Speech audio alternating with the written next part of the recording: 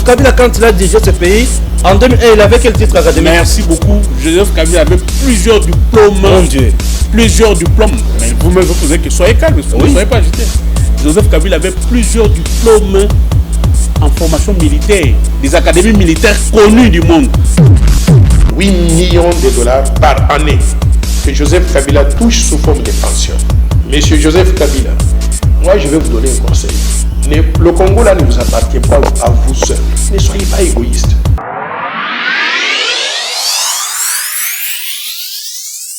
Nous avons l'honneur et le réel plaisir, chers compatriotes, d'analyser toujours l'actualité en République démocratique du Congo. Vous le savez très bien que depuis les discours du chef de l'État, ou bien après les discours du chef de l'État, il y a eu beaucoup de réactions. Et jusqu'à aujourd'hui, la réaction du FCC ne se fait qu'attendre, bien sûr. On ne sait pas pourquoi le FCC n'arrive pas à parler, il se concerte encore ou quoi. Le chef de l'État a parlé à la nation congolaise, il a exprimé sa vision, il a souhaité mettre en place l'union sacrée.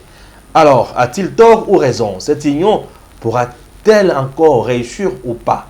Ça, c'est une première préoccupation. La deuxième que nous allons encore évoquer dans cette émission, c'est de la cohabitation. Est-ce que la Constitution de notre pays prévoit vraiment la cohabitation?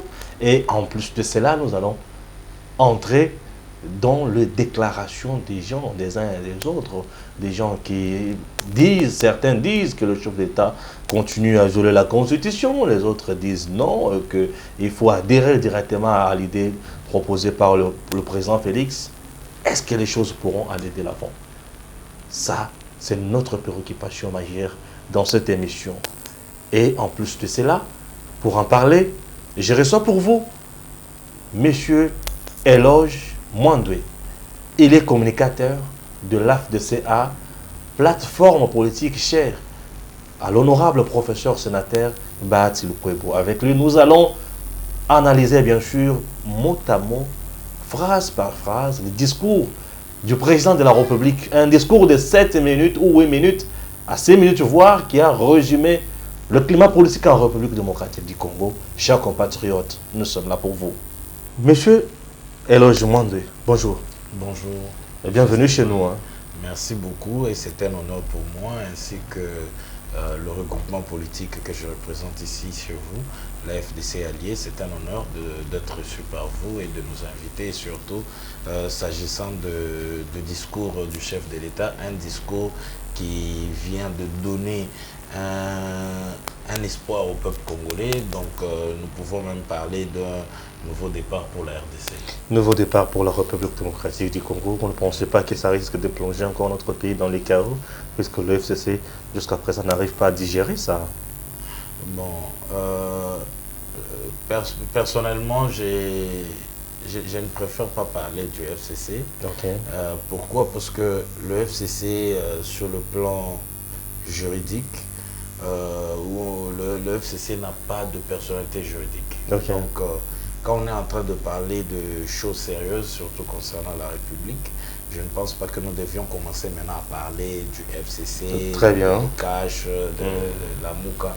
Ce sont des mouvements politiques qui ont été créés avec des buts électoraux.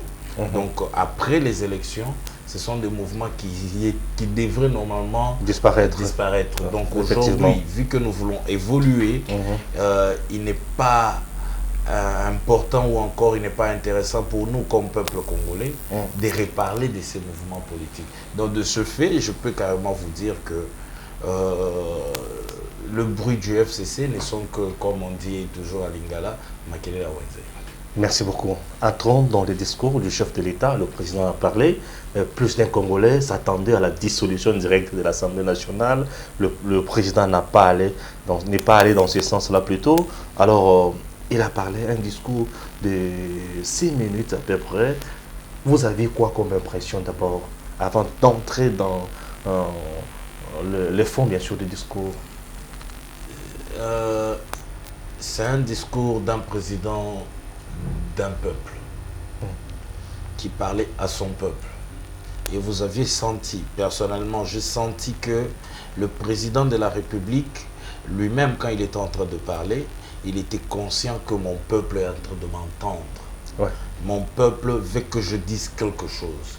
Et le chef de l'État a parlé à son peuple qui lui fait confiance. Et le peuple, quand il était en train d'écouter le chef de l'État parler, le peuple congolais s'est retrouvé dans le chef. Donc vous avez un peuple et son chef qui se sont retrouvés chacun dans l'autre. Donc c'est un discours qui a réuni la RDC tout ensemble autour de son chef. Un discours qui a réuni la RDC, une très bonne chose, comme vous venez de l'épingler. Monsieur Eloge, le chef commence d'abord par donner le point de divergence, le point de divergence entre lui et le FCC. Est-ce que c'était nécessaire de donner ce point de divergence-là? Il a dit il y a des conflits plus souvent entre eux au niveau de la CENI. Il y a un problème sur le plan de l'indépendance de la justice, sur le plan de nomination au niveau de la territoriale. Il a épinglé un peu un nombre de choses là sur lesquelles il n'arrivait pas à s'accorder. Dites-nous, est-ce que c'était nécessaire? D'abord, je ne pense pas que c'était... Il s'agit là d'un problème entre le FCC et le chef de l'État, Ouais. mais plutôt un problème entre le FCC et le peuple congolais. Je vous donne l'exemple. Le peuple congolais a marché quand le FCC a voulu jouer à leur carte de Malonda. Et au loi niveau de la Mina CENI. Sakata. Le peuple congolais a marché. Le chef de l'État n'a jamais marché. Quand il s'agissait de la loi Mina Kusakata, le peuple congolais était dans la rue. Le chef de l'État n'était pas dans la rue. Donc, il s'agissait là de... en fait, le chef de l'État a reconnu que le peuple congolais n'en voulait plus de ce mouvement électoral FCC Cash. Le peuple congolais en a marre. C'était ça le langage que le peuple congolais était en train de donner au chef de l'État. Et je crois que le chef de l'État en a eu encore plus quand il s'était présenté à l'Assemblée, au Palais du Peuple pour les prestations de serment. Le message lui a été lancé par le peuple congolais. Et le chef de l'État a compris que non, trop c'est trop. Le peuple en a marre parce que ce mouvement politique ou encore ce mouvement électoral, le FCC, ne travaillait pas dans le but d'améliorer les conditions de vie du peuple congolais. Très bien. Aujourd'hui, il balance directement, il dit, pour ce faire, je convoque, ou bien je vais entamer les consultations. Donc déjà, c'est lundi, le chef de l'État a entamé déjà les consultations avec toutes les forces vives, classes politiques, les plus représentatifs et consorts. Vous pensez encore que c'était une bonne politique ou une bonne vision? Monsieur Stéphane, j'ai eu au moins à vous suivre plus d'une fois. Je vous ai suivi plusieurs fois.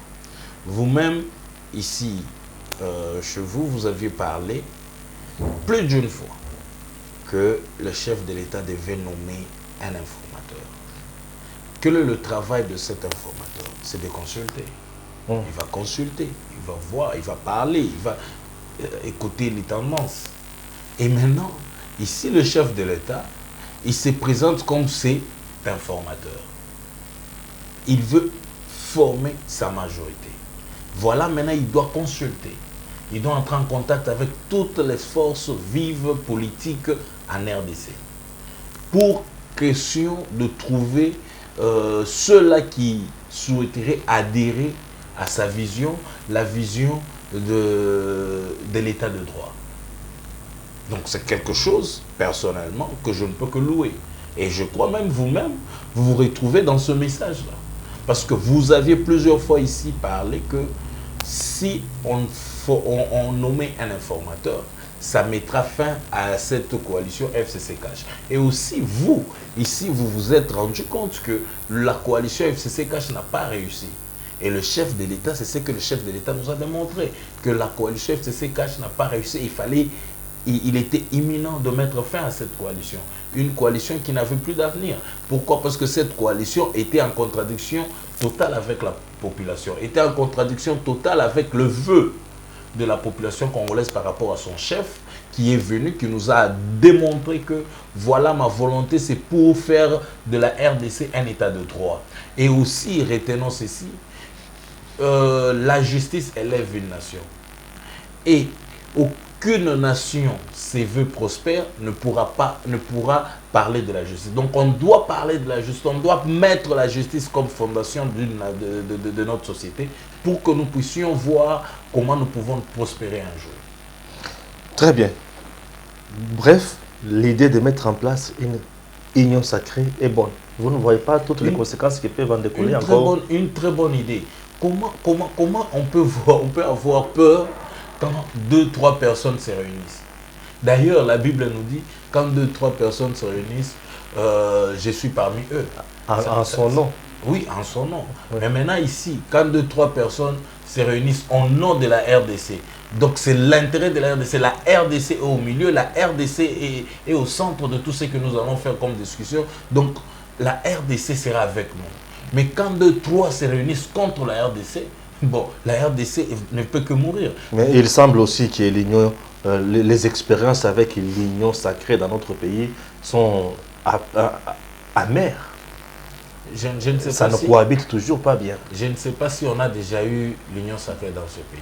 Ou peut-être vous êtes en train de faire allusion à la volonté de nos pères de la démocratie. Là, je suis en train de citer l'héros national Étienne Tshisekedi Mulumba, papa Frédéric Ibassa-Maliba, aujourd'hui l'honorable Gabriel Kingwa-Koumanza. Ces pères de la démocratie avaient l'idée d'une union sacrée. Et cette union sacrée, c'était pour combattre la dictature à l'époque, la dictature de Mobutu. Et cette union sacrée a fait preuve. Aujourd'hui, nous avons la démocratie. C'est parce qu'il y a eu cette union sacrée. Donc pour moi, si je dois vous parler, cette union sacrée avait réussi. Mais malheureusement, cette union sacrée n'était pas au pouvoir. Mais aujourd'hui, nous sommes maintenant en train de parler d'une union sacrée qui doit gérer la République. Mais cette fois-là, on avait une union sacrée qui était en train de combattre un pouvoir qui gérait la République d'une manière dictatoriale. Donc voilà un peu la différence. Mais ou sinon, c'est la première fois que nous pouvons parler d'une union sacrée dans ce pays. Et cette union sacrée, c'est l'union de tous les Congolais. Mais l'union de tous Congolais, oui. C'est reconnaissant dans la vision du chef de l'État. L'union sacrée de tous les Congolais qui se reconnaissent bien sûr dans la vision du chef de l'État. Une très bonne chose, comme vous venez de le dire, M. Eloge. Ne pensez-vous pas que le président est déjà mal parti du fait pour lui d'avoir mis en place des critères, puisqu'il parle des gens qui seront plus représentatifs aussi au niveau du Parlement, consort? Vous ne voyez pas que c'est une façon de mettre à l'écart aussi d'autres personnes? Non. Ou d'autres forces? Non. Nous avions eu des élections. Mauvaises ou bonnes, ce sont nos élections que nous avions connues. Ces élections ont donné certaines notoriétés à certaines personnalités. Et c'est sur base de cette notoriété-là que le chef de l'État va consulter tout un chacun. Pour dire que il va consulter tout le monde. Mais la règle se fera sur base de la notoriété que chaque individu ou chaque leader politique a dans ce pays. Et ça, ce n'est pas pour écarter les gens, mais c'est pour plutôt montrer à tout le monde que vous viendrez, mais d'une manière, comment je peux dire, par rapport à votre notoriété, par rapport à votre ancrage dans la population congolaise. Parce qu'il ne faudrait pas aller consulter quelqu'un que le peuple congolais ne reconnaît pas. Il ne faut pas aller consulter quelqu'un que le peuple congolais ne veut même pas voir. Mais je n'ai pas compris aussi le fait pour le président, après avoir prononcé ce discours-là, est-ce que c'est presque tout le monde qui parlait déjà de l'AFDCA, du sénateur professeur Bahati, soit disant que non, lui vraiment va se retrouver cette fois-ci. Pourquoi on a indexé uniquement le professeur Bahati directement? D'abord, je ne sais pas. Vous êtes au moins conscient de ce que je dis? Oui, je suis conscient. C'est tout le monde qui parle de lui, il sera Premier ministre, il sera ceci, il sera cela. Comment le professeur sénateur Bahati était là, mis en évidence pour faire mal à Kabila ou quoi? Ce n'est pas une façon pour lui de se venger aussi? Non, loin de là. D'abord, il y a une chose ici. Dès les débuts, moi je vais vous faire je vais vous donner une anecdote. Oui, vas-y, vas-y.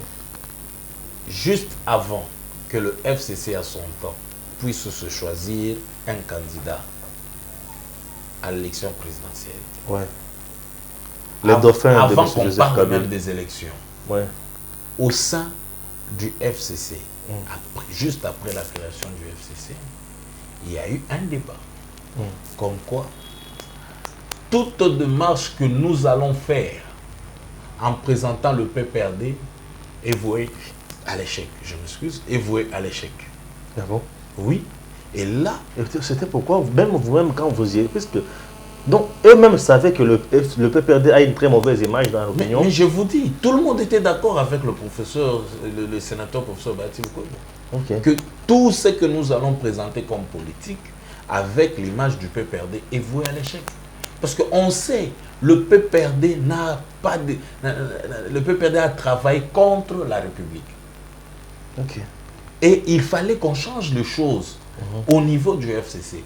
Il y a un livre que j'ai toujours aimé qui dit ceci: If you can't beat them, join them. Si tu ne vas pas le battre, il faut... Aujourd'hui, je peux facilement vous dire, le président de la République a appliqué cette politique parce que le sénateur professeur Bahati Lukwebo avait aussi appliqué cette politique-là. Il n'y avait pas moyen de détruire, de détruire cette force maléfique si vous êtes à l'extérieur. Il fallait être avec, vous les connaissez, vous voyez comment ils roulent, jusqu'à ce que vous allez les détruire. Aujourd'hui, vous aviez vu avec les élections du Sénat, les résultats, quand le professeur sénateur Bahati Lukwebo n'avait que 13 sénateurs, alors que le FCC en avait, je ne sais pas, 90, je m'excuse, je crois 90, quelque chose comme ça. Mais, à la sortie des résultats, le sénateur professeur Bahati a récolté 43 voix. Donc pour vous dire que les 30 déjà... voix provenaient d'où? Mais c'est ça, c'est pour vous dire déjà que le professeur sénateur Bahati Lukwebo avait déjà eu avait déjà eu tout ce dont il avait besoin pour détruire le FCC. Et aujourd'hui, nous sommes en train de le vivre. Et je crois même le chef de l'État avait compris que pour réellement détruire le FCC, je dois travailler avec eux dans une coalition. C'était une nécessité. Et après, aujourd'hui, vous voyez, pour preuve, le FCC est incapable même de s'exprimer officiellement. Parce que qu'est-ce qu'ils vont dire? Non, ils sont déjà détruits. Peut-être ils sont en train de mettre des bonnes stratégies. Ils sont déjà pour détruits. voir comment contourner peut-être le président Félix. Hein. Ils sont déjà détruits. Dans ce pays, vous êtes dans ce pays. Moi, je suis politicien, vous êtes journaliste. Ouais. Dans ce pays, vous avez Il faut ajouter engagé. Je suis un journaliste engagé du changement. Un journaliste engagé d'ailleurs, du changement. Voilà, c'est ça moi. Je ne suis pas un simple journaliste là, non. Journaliste engagé du changement. Oui, ça c'est vrai. Nous le savons déjà. Ouais. Et je peux insister sur ça. Vous Bien êtes sûr. un journaliste engagé du changement. Oui, là, vous avez bien dit. Et maintenant, en tant que journaliste engagé du changement, vous êtes dans ce pays. Vous avez vu évoluer ce pays au point où nous sommes aujourd'hui. À chaque fois qu'il y a eu sortie politique d'un quelconque leader politique, vous allez voir les voix s'élever de gauche à droite. Mais cette fois-ci, après le discours du chef de l'État, les ennemis de la République n'arrivent pas à se prononcer. Ça, je vous dis. Tous ceux-là qui ne se sont pas encore prononcés, je vous dis vrai, ce sont les ennemis de la République. Ce sont des gens, déjà d'office, je vous informe, qui ne seront pas dans l'union sacrée. Et ces gens-là, pourquoi ils n'arrivent pas à se prononcer? Parce qu'ils vont s'attaquer comment à un message d'espoir. Comment on peut s'attaquer à un message d'espoir? Comment on peut s'attaquer à un message qui nous a déjà terrassés? C'est ça la situation. Et quand ils viendront, c'est peut-être pour colmater ici et là et donner un sens seulement d'un message. Mais ils sont majoritaires, vous savez, c'est ça le problème. Je me pose encore mille et une questions. Est-ce que le président Félix aura vraiment la majorité parlementaire? C'est ça le problème. L'union sacrée, c'est bien. Est-ce que quand on fait le calcul avec la FDCA, on fait le calcul avec la MOUCA, est-ce que la MOUCA, tout le monde viendra? C'est ça aussi un autre souci. On a ensemble, on a MLC. FCC a toujours la part des lions. Plus de 300 quelques députés nationaux. Comprenons-nous d'abord, le FCC n'existe pas. Ah, merci. On sait déjà. Bon, PPRD élargi. Le PPRD, même pas élargi, le PPRD n'a que 52 députés. Vous n'allez pas me dire qu'avec 52 députés... c'est pas 112 52 députés, laissez-moi vous dire. Ok. Le PPRD, parti politique, n'a que 52 députés. Vous n'allez pas me dire que avec 52 députés, avec 52 députés, vous avez la majorité. Et là, c'est parti mallette. Mais moi, je peux vous dire, tout est possible qu'on puisse récupérer même ces parties mallettes et les avoir à l'identité. Ah là, c'est le débauchage maintenant qui commence, qui entre ce n'est pas le débauchage. Ce sont les consultations. On parle des consultations. Je vous informe, le chef de l'État va consulter le PPRD. Le chef de l'État... Consulter aussi le PPRD. Mais oui, c'est une force politique. Ah oui. Il va consulter toutes les forces politiques. Et il va envoyer les invitations. La réponse est déjà connue. Mais je vous informe que vous allez reconnaître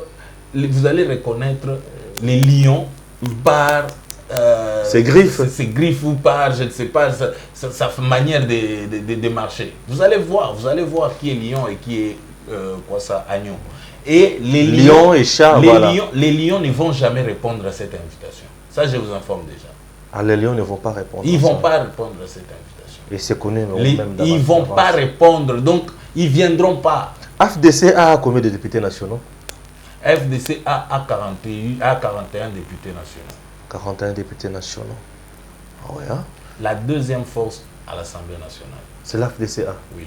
Ah, okay. Et la deuxième force en République démocratique sur le plan des élus. FDCA? Oui. Ça, c'est à part quelques députés qui sont partis chez Nenenkoul. Il n'y a pas de députés qui sont partis chez Nenenkoul. Ah, ok. Non. Nenenkoul, c'est où?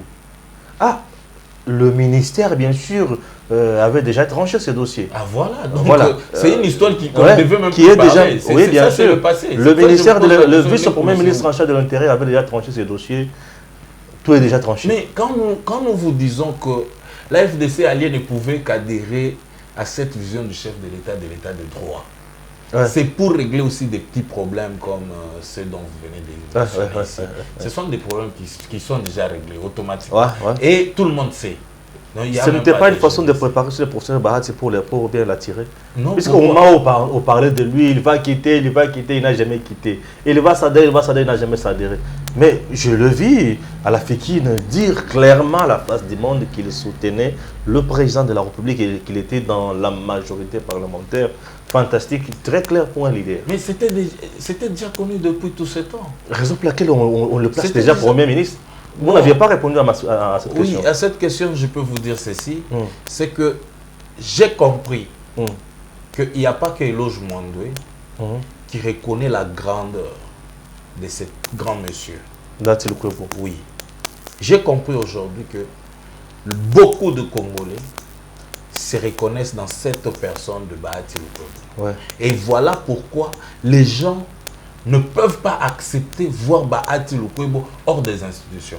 Là, ça c'est clair. Et c'est pour ça la population est en train d'appeler les décideurs à ce que Bahati Lukwebo soit dans les institutions. Donc, non, c'est des droits.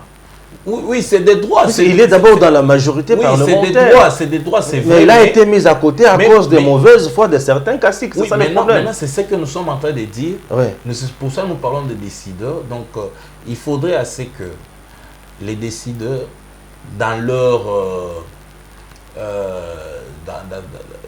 leur sagesse, qu'ils se rendent compte que la population veut voir Bahati Lukwebo les servir, comme pourquoi pas Premier ministre, comme vous venez de le dire. En tout cas, ça ne vient pas de moi. Pourquoi pas, je ne sais pas, autre chose. Mais la population parle. La rue parle. Nous entendons. Très bien. Allons au chapitre des réactions après discours du chef de l'État. La première réaction est celle de Ferdinand Kambere, le vice-secrétaire permanent du PPRD, qui dit qu'il était déçu de voir le chef de l'État prononcer un discours qui ne réconcilie pas. Lui croyait peut-être que le chef allait surseoir la prestation de serment des 3 juges de la Cour constitutionnelle. C'est quoi vos réactions? Il est regrettable de voir un aîné comme M. Kambere parler de cette manière-là légère, après un discours que tout le monde a loué. Maintenant, ce que je comprends, bien sûr c'est regrettable, mais ce que je comprends, c'est que ce discours n'a pas rencontré la volonté du PPRD. Et nous ne cessons de le dire. Je crois plusieurs fois vous avez reçu les gens de notre groupement sur votre plateau.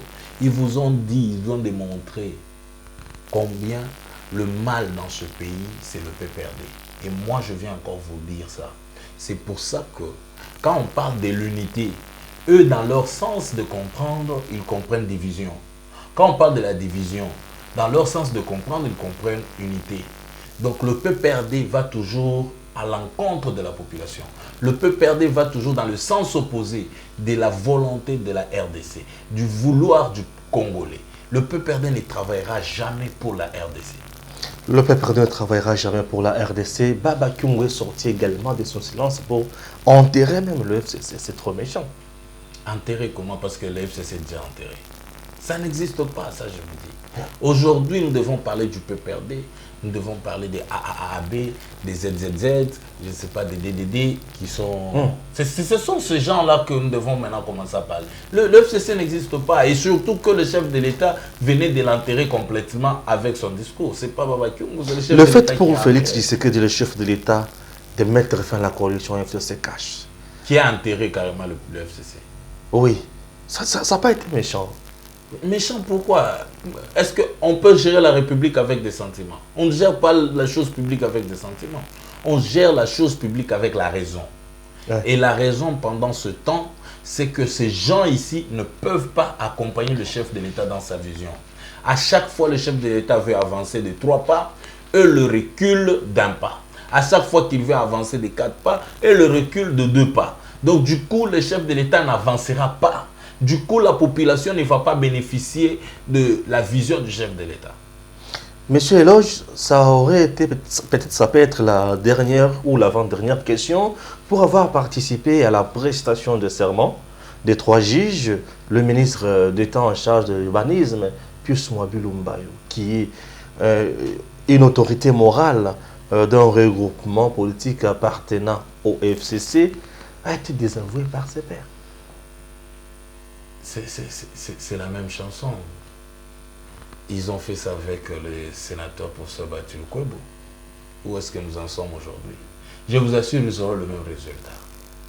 Ils auront le même résultat. Le problème, c'est avec nos amis du PPRD, ils ne comprennent jamais que les choses changent. Eux, ils sont en train toujours de vivre en 1960, alors que nous sommes en 2020. Ah, c'est trop fort. Non, c'est pas trop fort, c'est la vérité. Oui, le PPRD vit en 1960.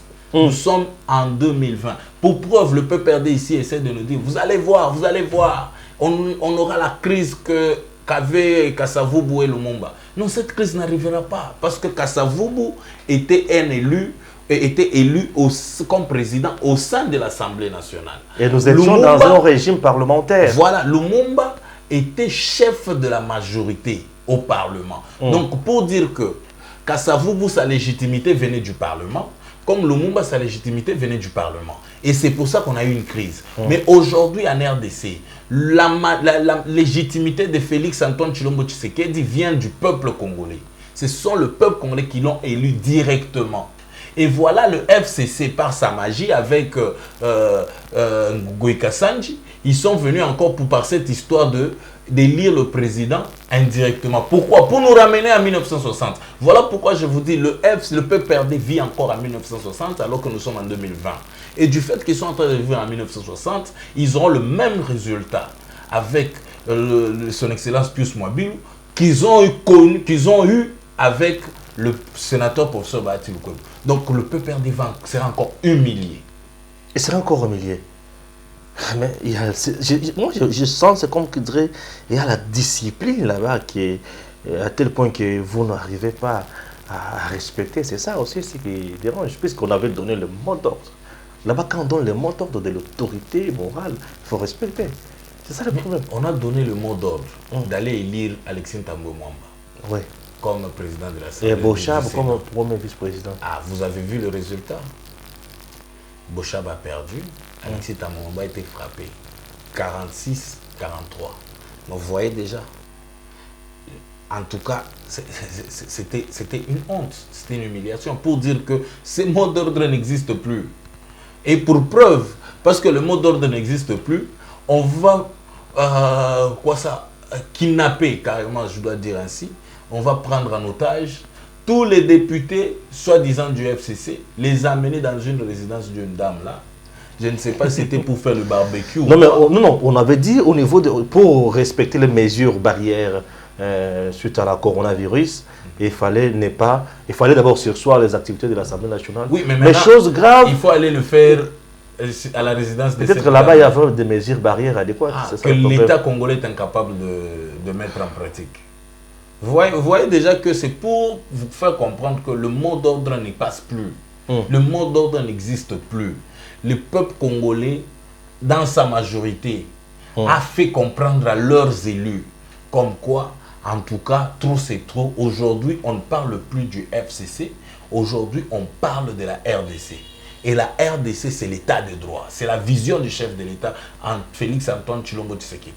On ne parle plus du FCC, mais on parle de l'état de droit, oui. Matérialisé par le président Félix Tshisekedi. Avec sa nouvelle majorité que nous allons appeler Union Sacrée. Maintenant, c'est ma dernière question. Vous pensez que le FCC se laissera faire? Puisque le mode de gestion, la force, l'arme fatale que le FCC utilise, c'est toujours l'argent, attention. Ça, vous le savez. Ouais. Je vous ai d'abord fait comprendre que le FCC n'existe plus. Maintenant, permettez à ce que... Nous sommes déjà habitués à parler FCC comme ça. Permettez à ce que je termine. Oui, vas-y. Vous savez pourquoi on les a pris en otage, ces députés-là? Parce que le mot d'ordre ne passe pas, l'argent ne passe plus. Et on ne sait pas contrôler les gens. Et aujourd'hui, les jeunes gens qu'on était en train d'acheter à gauche et à droite, à son temps, on ne va plus les acheter comme on le faisait. Ils peuvent venir avec leur argent. La population va bouffer cet argent. Et la population va faire ce qu'elle veut faire. Ça, je vous informe. Pour preuve, le PPRD a organisé ici la marche la plus courte du monde. D'ailleurs, jusqu'aujourd'hui, je crois que mais Guinness, qui était très populaire. Guinness doit au moins le primer en leur donnant quelque chose. Parce que le PPRD a fait la marche la plus courte. Mais la plus populaire. Non, quelle populaire? Il y avait une forte population. C'est ça le problème aussi. Oui, c'est ça que je vous dis. Il y avait une grande masse de gens. C'était l'argent, parce que les gens qui ont reçu 20 000 francs, ils ont compris que oui, avec 20 000 francs, je vais faire une marche de 20 minutes.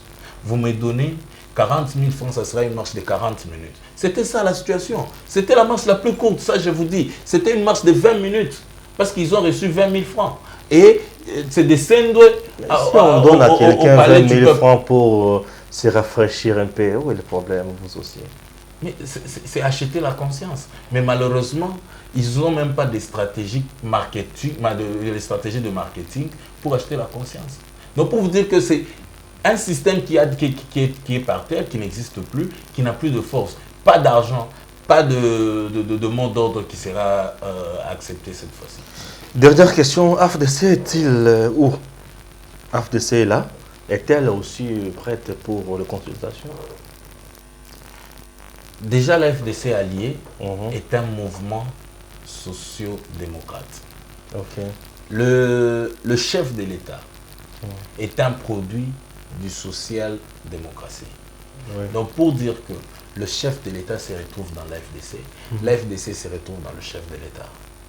Au moment où le chef de l'État fait appel aux Congolais, je crois d'abord, ceux-là qui doivent répondre, ce sont des mouvements politiques qui sont socio-démocrates, notamment l'FDC Alliée. Nous allons répondre à cette invitation. Pourquoi? Parce que nous nous retrouvons dans le chef de l'État. Et aussi, ce qui vient renforcer, c'est que le chef de l'État prêche le même message que la FDC Alliée, l'état des droits. Chez nous, nous disons la justice élève une nation. Donc, nous nous retrouvons dans la vision du chef de l'État. Et je ne vois pas comment la FDC alliée va dire non à une invitation dans ce sens. Bien sûr, ça c'est ma pensée, c'est ma façon de comprendre. Nous attendons jusqu'aujourd'hui le message officiel de la FDC alliée qui va venir, mais je ne vois pas comment la FDC alliée peut dire non à une telle invitation. J'espère que vous avez tout dit. Je peux vous accorder la dernière parole? Non, vous estimez? Je crois que j'ai tout dit, mais seulement qu'il y a lieu ici pour moi de dire ceci en d'autres termes. Là, vous fixez la caméra. En d'autres termes, l'union sacrée signifie l'union de tous les Congolais qui adhèrent à la vision du chef de l'État. En d'autres termes, l'union sacrée signifie tous les Congolais qui se rendent compte qu'il est temps que les choses changent dans ce pays. Moi, votre frère Eloge Mondoué, j'ai été en prison. Pourquoi? Juste parce qu'un individu a voulu, par son propre vouloir, voir Eloge Mondoué croupir dans un cachot. Mais parce qu'il y a l'état de droit. Et ici, je félicite et remercie le chef de l'État pour avoir instauré l'état de droit dans ce pays. Voilà, vous avez compris que nous sommes arrivés à la fin avec notre invité, Eloge Mondoué. Il est communicateur de l'AFDCA, plateforme deuxième force politique en République démocratique du Congo, appartenant à l'honorable sénateur professeur Bahati Lukwebo, qui en est l'autorité morale, bien sûr, ensemble avec d'autres compatriotes qui croient bien sûr en ce qu'ils font, et c'est la République démocratique du Congo qui reste toujours au centre de leur vision, et cela nous dit, et cela nous pousse bien sûr. Mes chers compatriotes, Stéphane Balamwangé, je suis derrière l'intérêt du peuple congolais. Stéphane Balamwangé, si le président Félix, c'est bien pour l'intérêt général du peuple congolais, je l'encourage, je l'appuie et je les soutiens. Tout celui qui se battra pour le bien-être des Congolais, je serai derrière lui pour l'encourager. Raison pour laquelle la RDC doit rester au centre de tout. Ce pays a été pillé, saccagé. Le peuple congolais a été tué, violé, malmené. Le peuple congolais a été mis à genoux par ses propres fils. Le pays où le Congo a été mis à genoux par ses propres fils. Chose que nous ne pouvons plus tolérer. Oui, si le président de la République a une bonne vision pour amener ces grands pays plus loin, nous ne pouvons que l'encourager. Alors, Edem TV officiel, Tango Koki, tout la RDC, Pote Kende Liboso, misala ya mabe, bavanda na pembeni. Mokonzi moko lobaki, nzamba zali ko tikela ba méchant tango po ete ba bongwana, mais lokola bazo bongwana te, nzambe moko alobi tango koki to mettre bango à côté. À très bientôt.